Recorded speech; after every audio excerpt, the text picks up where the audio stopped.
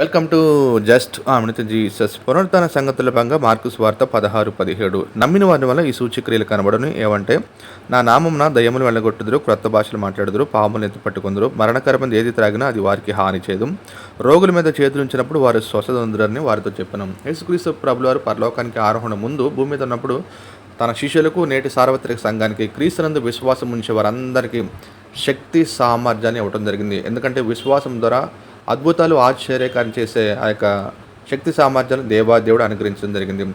అరణ్యంలో కస్తూరి మృగం గురించి మనం ఆలోచించినప్పుడు సువాసన కోసం ఆ అరణ్యం మొత్తం కూడా తిరుగుతూ ఉంటుందంట. కానీ ఒకనొక సంబంధం అది పడుకున్నప్పుడు దాని యొక్క నాభి నుంచే స్మెల్ వస్తుందని విషయం తెలిసి ఆశ్చర్యపడిపోతూ ఉంటారు. నేటి అనేక మంది సోకాలు క్రైస్తవులు కూడా ప్రాస్పారిటీ గాస్పుల్ వైపు పరిగెడతా ఉన్నారు. కాబట్టి మనలో శక్తి సామర్థ్యం దేవుడు అనుగ్రహించాడని మనం గ్రహించాలని దేవుడి మాటలు చెప్తా ఉన్నాడు. అందుకే యాకోబు పత్రికలో మీలో ఎవరికైనా బాగలేకపోతే సంఘ పెద్దలు వెళ్ళి ప్రార్థన చేయమన్నారు. ఆమేన్.